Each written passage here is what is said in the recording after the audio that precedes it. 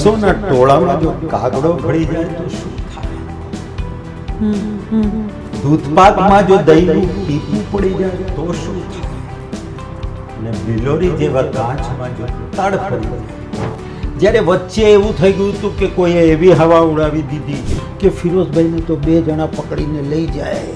અચ્છા, કામ કરવાની મજા વધારે ક્યારે આવતી? એ તમારું કામ પ્રત્યેનું ડેડિકેશન, તમારું જે કમિટમેન્ટ લેવલ, એ કહી શકાય? તો ભલા માણસ લાગો, ફિલ્મમાં આવું કેમ કરો?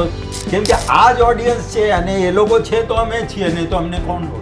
અને એ સમયના એટલા ભલા ભોળા માણસો કે બિચારા એમને ભોળા. કે ભાઈ જે સ્ક્રીન પર જોવે છે આ જ સાચું આ જ છે, આવું જ સાચું. હશે. આનું મોઢું જોયું, આજનો દિવસ ખરાબ જશે, આજે તો હું જઈને મંદિરે નારિયેલ ફોડીશ, અચ્છા. આવું બધું ચાલતું. સર, કેટલા વર્ષ થઈ ગયા કારકિર્દીના?